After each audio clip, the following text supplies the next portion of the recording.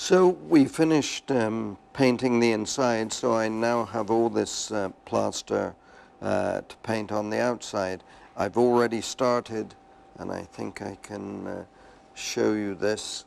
Oh, get around to it. Here we go.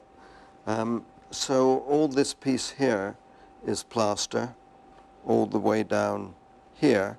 And you can see I put the first coat of paint on here, very thin coat of paint, acrylic paint, so that it soaks right into the pot and really bonds well onto the pot. And then I overpaint that basic color, and I think you can see the difference here where I've gone on and overpainted it using some white powder into the paint to give this slightly speckled tone. I'm sort of trying to match up these colors, but not an exact match, as we talked about before. I'm trying to blend this in so that you can clearly see that it's plaster, it's been painted, but so that it doesn't catch your eye too much and detract from the original. So it's always a touchy business about how close you can get. So this is plaster here, all down here, and I've painted that in a darker color. It may match a little too much and I may have to tone it down, but I think here you can see that I'm trying to blend off the black, the dark colors here, the carbon. I'm trying to blend it off into this body of the pot. All of the pot originally would have been this color, I suspect, and this is all the effects of cooking and being in a bonfire when it was cooking, and the smoke and perhaps some gravy and fat running down the side of the pot. So that gives all these dark patches, and you can see it's flaked off in this area here, but it's really burnt the pot quite a lot. So I'm trying to take this across now and blend it down into this sort of color. You can see intermediate stages again here. I've got the first coat of dark paint on and speckled in all the time, not brush strokes, because that looks really awful. I'm trying to blend it in as far as possible, and I've just touched in this little piece of plaster here and where it goes round this spoiled off piece, and one just takes the brush, and you don't worry about getting it dark enough with the first coat, but you have to go down all the edges very carefully just to cover up, make sure you've covered each little bit of plaster, and then you can stipple this in, because I use a much larger brush when I'm painting this whole area, so it's important I go down.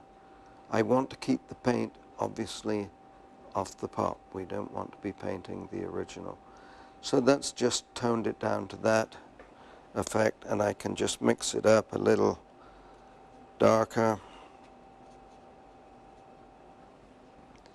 and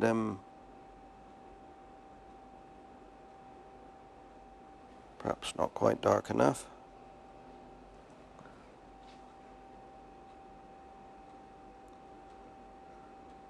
And just touch, I think you can see the black line going down there.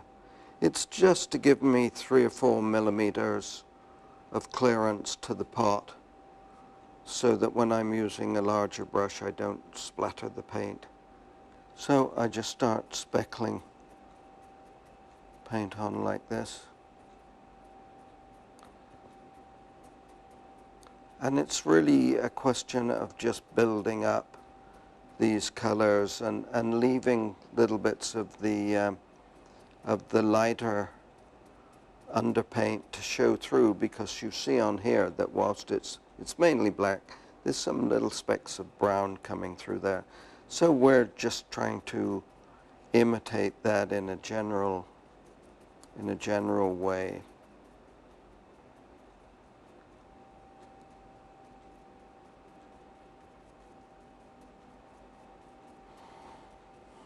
It's very easy to get carried away and end up matching the pot exactly. In many ways it's easier to match up the colors exactly than it is to get 2 or 3 shades off. But I think you can see now it's taken off this light color, and I'm getting more of these sort of colors up here. It's still a little bit dark, so I'm just going to go over it with a little bit lighter shade again now. And I hope you can see this sort of grayish tinge taking over.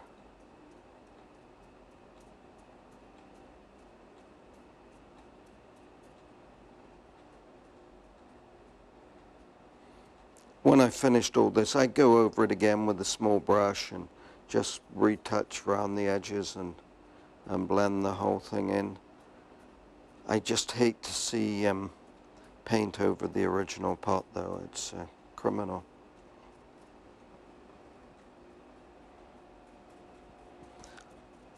So the whole thing's just a process of building this up. The biggest area of difficulty is, of course, shading the black off into this light color. And I hope you can see it on the original. It's quite an abrupt change in a way. It's blending off into here, and of course I've got to paint this in. But it really is it's about, the dark color ends really at the widest point of the pot, which is what you would expect.